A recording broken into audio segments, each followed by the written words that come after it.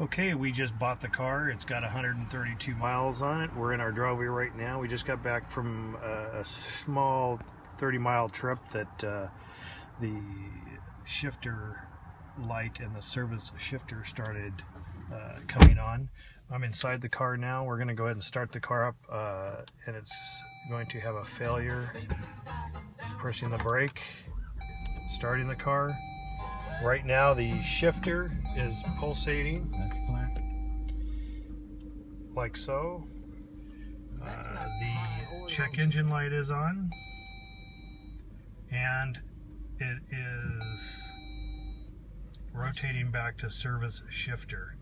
We also noticed that the lights on the center console on the roof are flashing intermittently, and the glove box courtesy light is dim and flashing.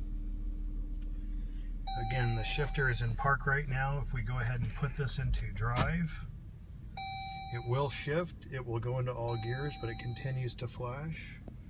If the air conditioning is set to high, which it is, it's set all the way up to high face, it is not coming on. Our 30-mile drive back, all the way back, had no air at all coming out the vents, so there was nothing. I'm not quite sure what that's all about. Again, maybe a power issue, but anyway, I just wanted you all to see this, and I know Joe, you'll take care of this. Thank you.